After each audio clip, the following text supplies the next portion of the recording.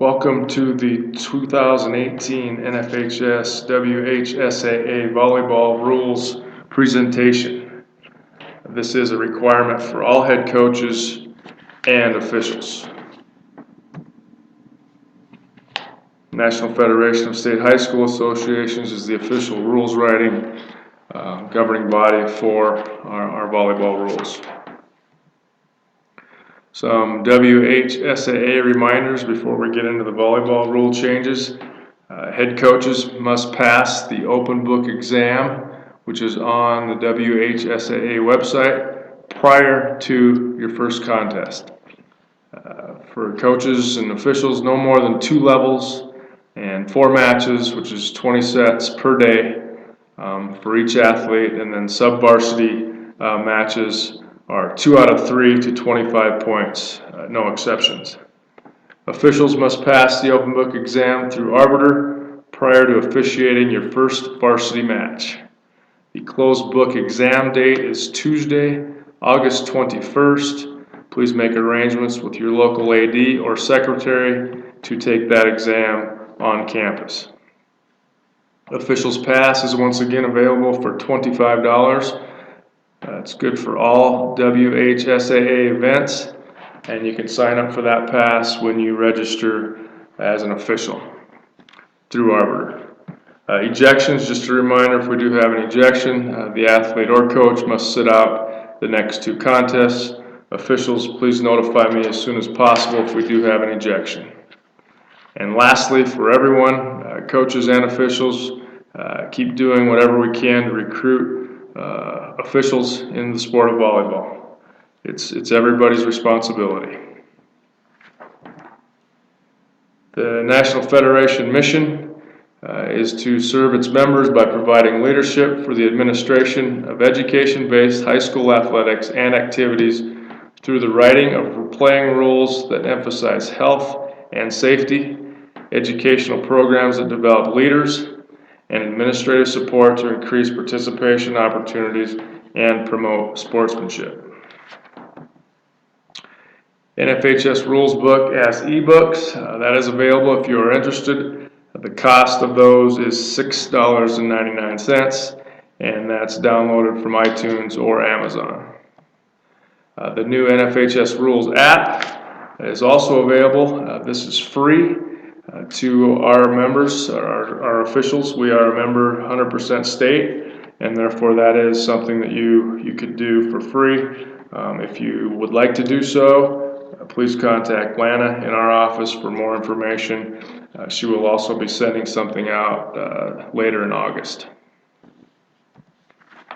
Guidelines for schools and states, associations for considering accommodations. Coaches, if you do have an athlete that you would like an accommodation for, please do this ahead of time.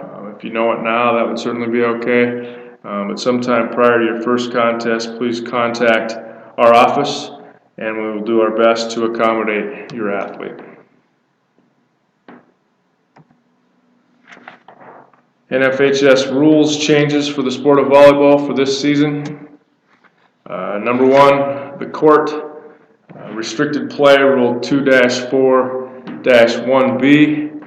A player cannot gain an advantage by playing the ball while contacting the floor obstacle, wall, or team members. Team members is the new rule change. Team members are defined in Rule 6-1 as coaches, teammates, managers, certified athletic trainers, and players. The illegal hit signal, number 3, is used to indicate this fault. This rule change clarifies that no team member, including coaches, managers, and trainers, can assist a player who is attempting to play the ball. Second rule change, second referee responsibilities, Rule 5-5-3B, parentheses 10. Coaches are required to stay in the LIBERO replacement zone, no closer than 6 feet to the sideline when standing during play. The second referee's responsibilities have been expanded to include ensuring the coach remains in the designated zone during play. The official's manual indicates clearly that the second referee is responsible for ensuring that the coach remains in a legal position when standing during play. This change adds this specific responsibility to the rules book as well. Officials' responsibility rules 5-5-3B13, 5-5-3B20, and 5-8-3A note. When multiple courts are in use, the use of horns may cause confusion for players, coaches, officials, and spectators.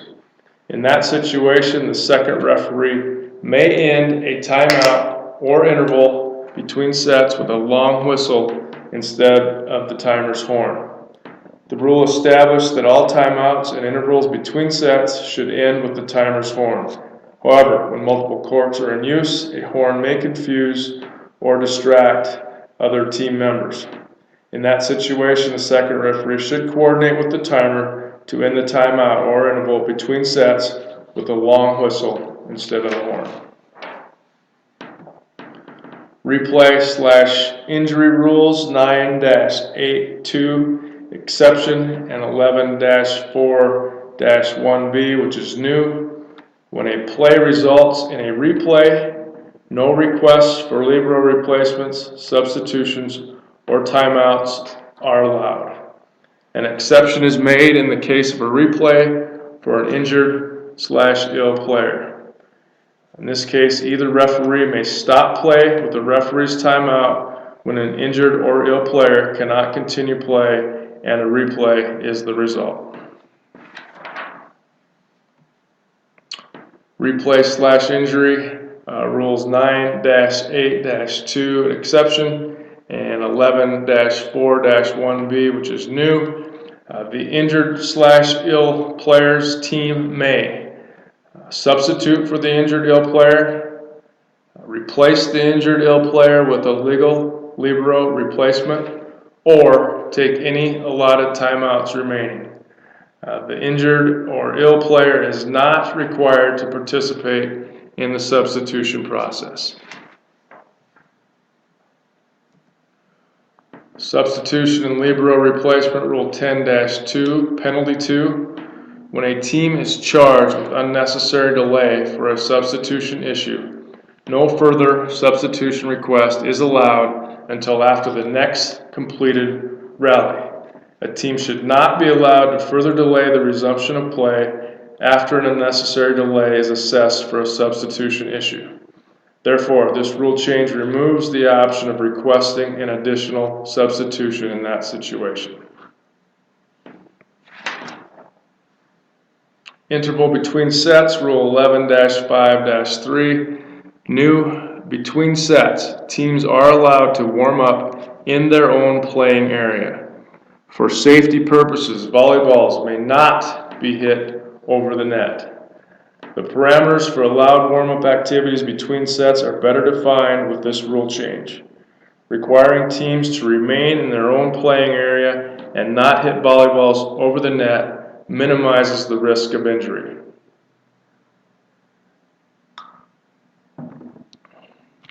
Unnecessary delay, official signal number 21.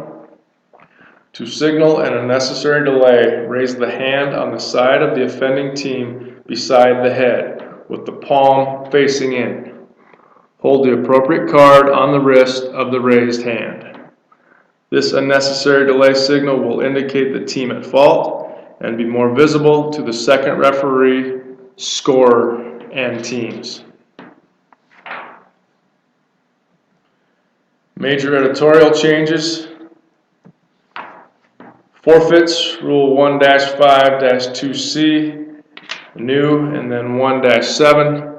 The third reason for declaring a forfeit has been added to this section for consistency and clarification, which is a disqualified individual violates conduct rules following disqualification.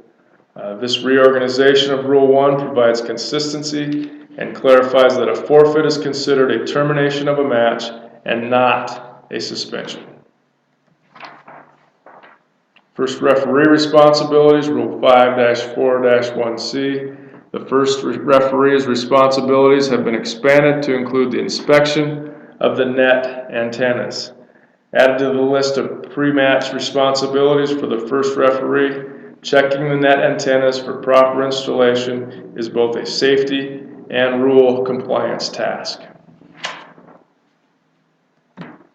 Timeout responsibilities, Rule 5-5-3B, 13 and 20.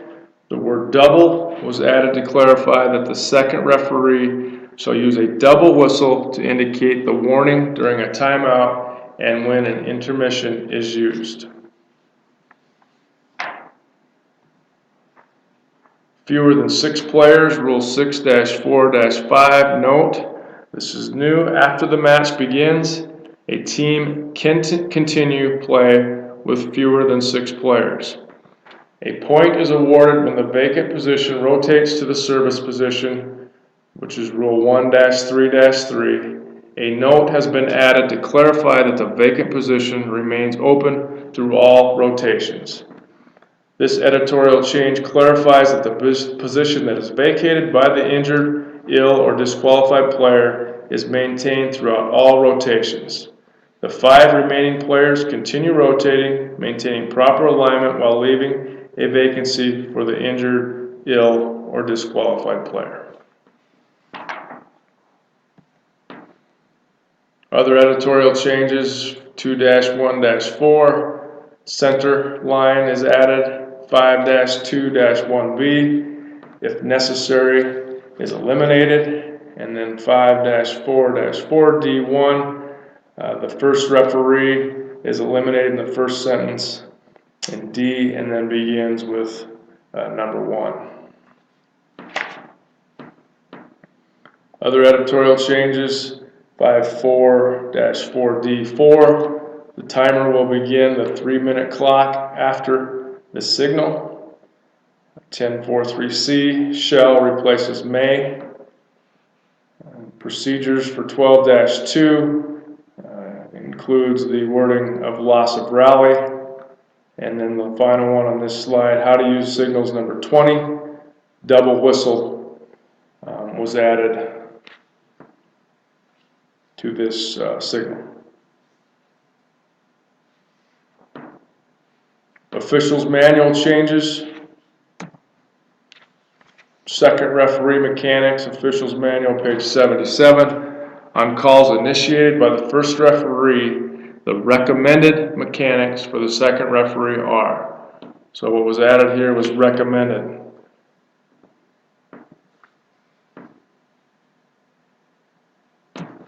Official signals 2 and 13. The signal for a ball that passes completely under the net, other than a served ball, has moved from signal 13 to number 2. You can see it was in play pick A. Now the signal is in play pick B. In this situation, the referee will signal line violation.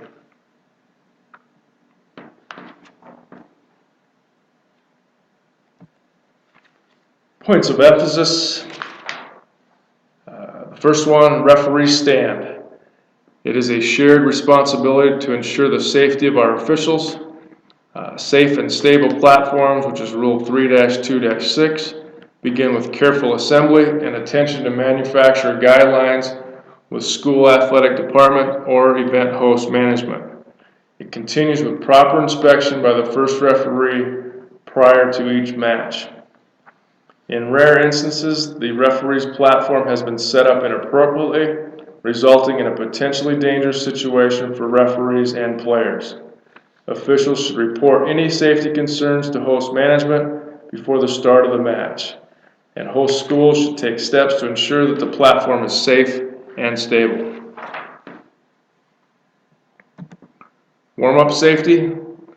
The growing number of concussions reported to have occurred during warm-ups has increased awareness regarding warm-up procedures. Each coach and state association should examine their pregame warm-up protocols. Some things to consider when establishing best practices are facility space, shared court time, placement of athletes and those assisting with warm-ups, and familiarity of all team members with the warm-up procedures for the match. Although volleyball continues to have one of the lowest injury rates of the 22 high school sports, the growing number of concussions occurred during warm-ups, as reported by the National High School Sports-Related Injury Surveillance System, has increased awareness regarding warm-up procedures before and during the match.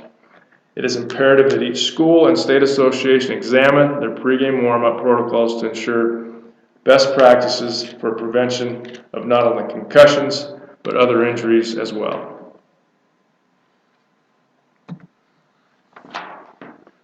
In addition to pregame warm-ups, it should be noted that warming up between sets is allowed. Rule 11-5-3 clarifies that teams must remain on their side of the net in their playable area. No hitting or serving is allowed, and volleyballs may be used only on their side of the playing area.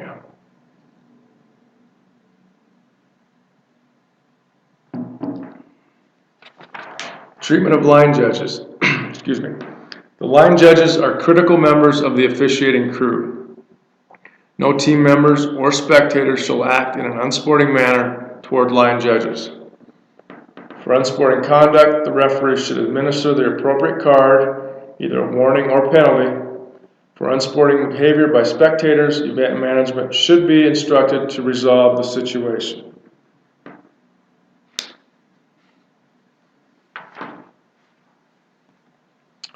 Net fault signal mechanics.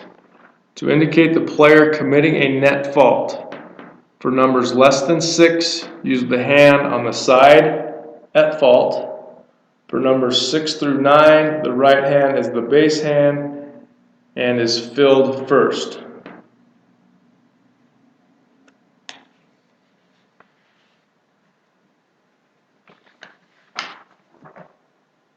Net fault signal mechanics continued. For double-digit numbers, the first digit is shown with the right or both hands, and the second digit with the left or both hands, as in play pick A and D.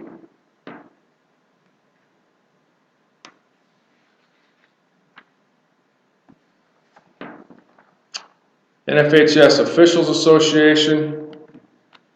Sport-specific officiating courses are available at www.nfhslearn.com.